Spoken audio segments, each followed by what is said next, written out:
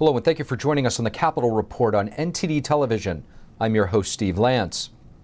A price cap on Russian oil. That's what G7 leaders are actively discussing in Germany today. How would it work, and what can we expect it to do?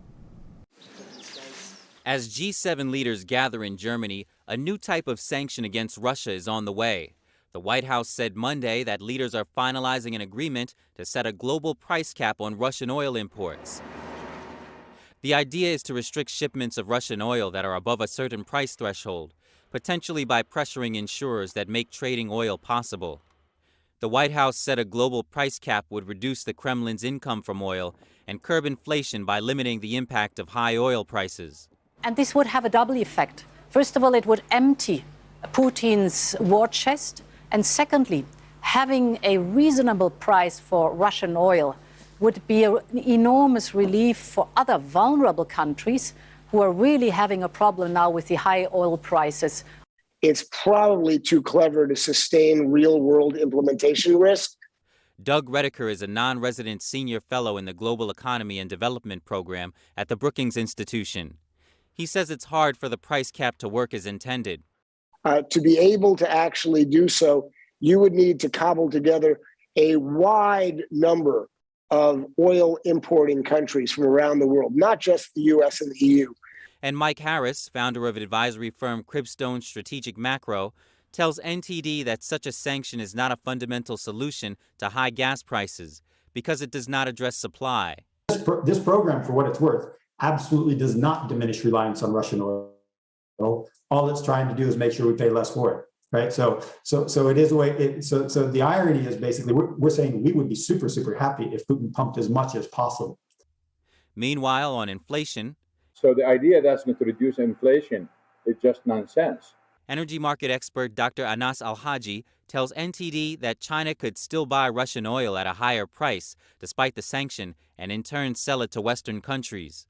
India and China might end up re-exporting the Russian oil to the EU, but the only way they re-export it because they are making money. That means they are making a higher price than what they are paying for the Russians, and therefore the EU is paying the higher price anyway.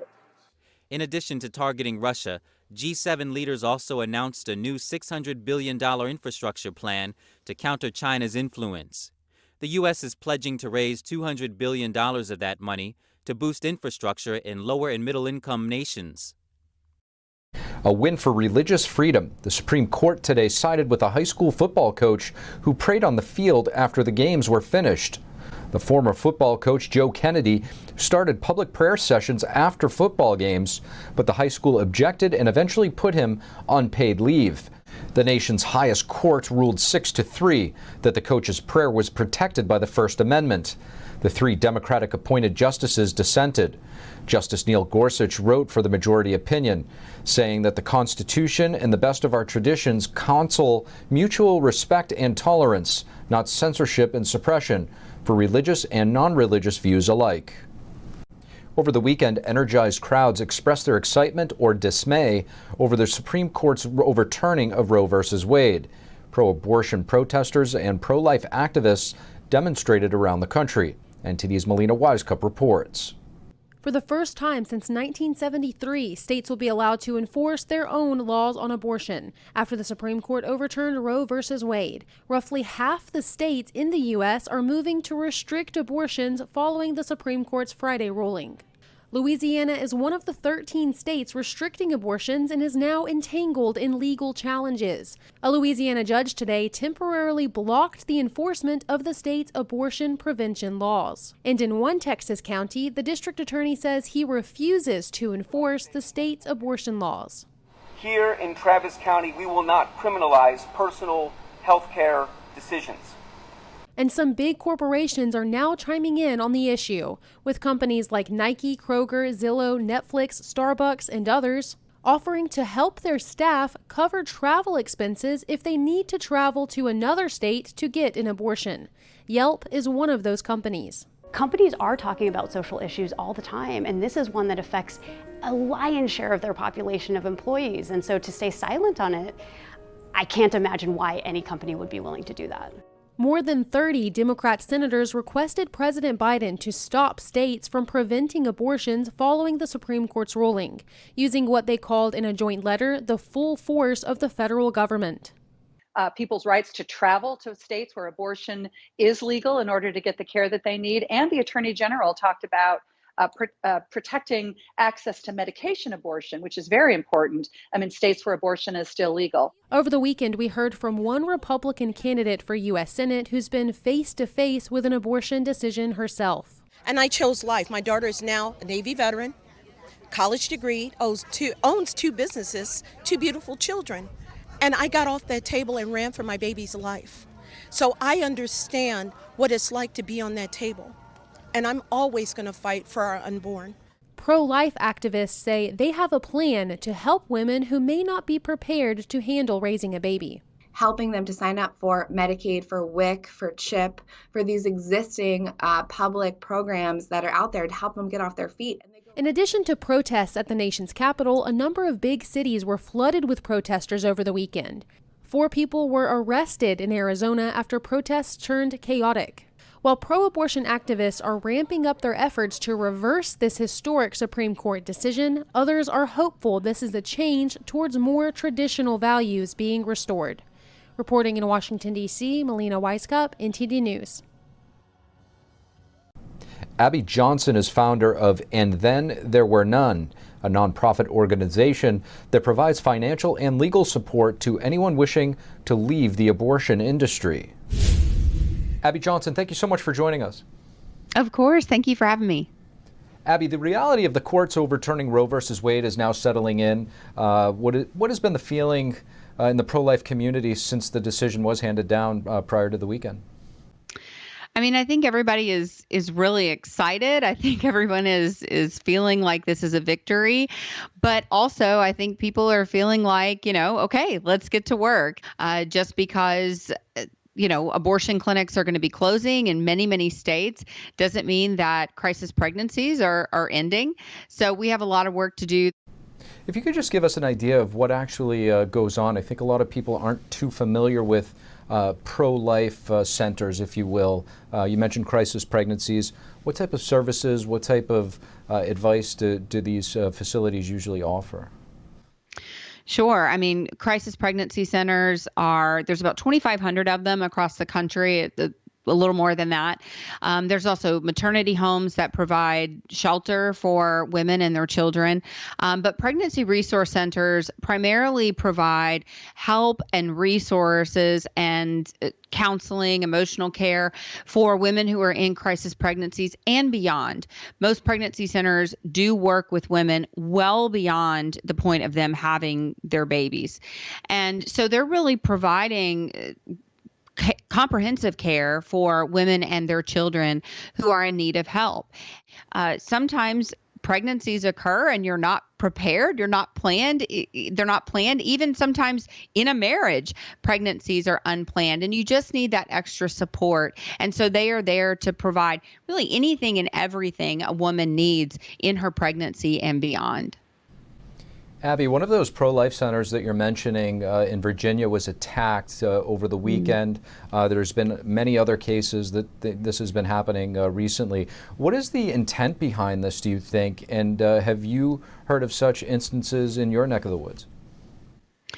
Yes, actually, since the draft opinion was leaked, there have been over 40 pregnancy centers that have been vandalized, firebombed, windows shattered, just acts of attack, violence against these pregnancy centers that are doing good work, that are helping women in their time of need, which is crazy. I mean, who would want to thwart the work of someone that is helping a pregnant mom? That's just crazy. That's insane.